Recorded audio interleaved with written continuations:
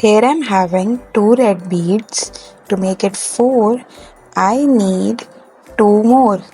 So 1, 2, 3, 4. Now I'm having 4 red beads.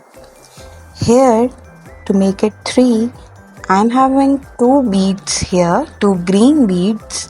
Now how many more? 1 more green bead will make it 3. Let's see, I'm having here 3 orange beads to make it 6.